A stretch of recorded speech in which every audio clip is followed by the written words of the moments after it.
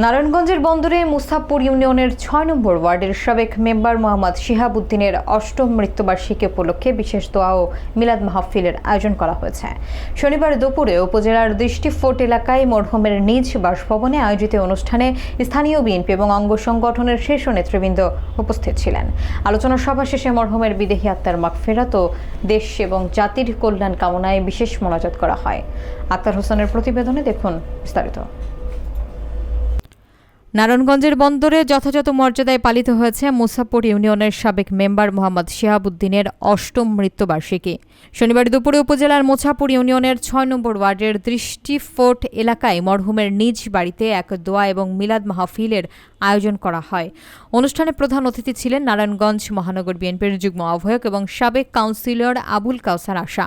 দোয়া মাহফিলের আগে এক সংক্ষিপ্ত আলোচনা সভায় আবুল কাউসার আশা তার বক্তব্যে উল্লেখ করেন, আসন্ন নির্বাচনে নারায়ণগঞ্জ সদর বন্দর আসনের ধানের শীষের প্রার্থী অ্যাডভোকেট আবুল কালামকে বিপুল ভোটে জয়যুক্ত করার মাধ্যমে তারা তারেক রহমানকে বিজয় উপহার দেবেন।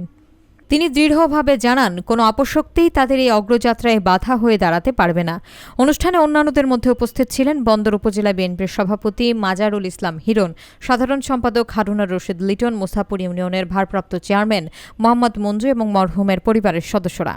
মিলাদ মাহফিল শেষে মরহুম শিহাব উদ্দিন মেম্বার এবং সাবেক প্রধানমন্ত্রী বেগম খালেদা জিয়ার রুহের মাগফিরাত কামনা করে বিশেষ মোনাজাত করা হয়। মোনাজাতে দেশের শান্তি এবং সমৃদ্ধি কামনা করেন উপস্থিত সকলে। অনুষ্ঠান শেষে স্থানীয়দের মাঝে তাবারক বিতরণের মাধ্যমে কর্মসূচির সমাপ্তি ঘটে। আমরা জানি আজকে এখানে মরহুম শিহাব উদ্দিন মেম্বার সাহেবের কল্যাণী উপলক্ষে আজকে উপস্থিত হয়েছি আমরা সকলেই। এর পাশে আমাদের একটা গুরুত্বপূর্ণ একটা বিষয়, সেটা আপনারা অবশ্যই সবাই জানেন, সবাই অবগত আছেন।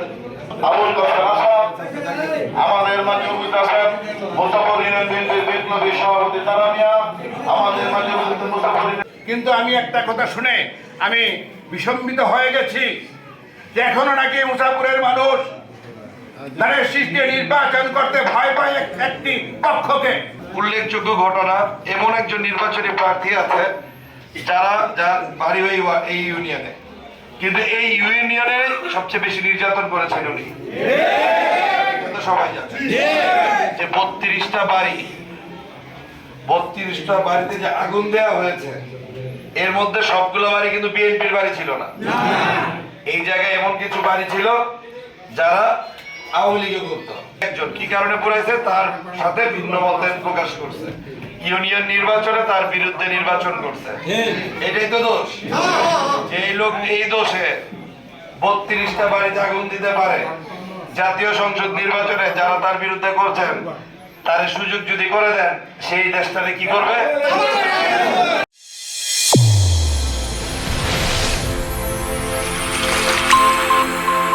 চ্যানেল A1 হৃদয়ের স্পন্দন।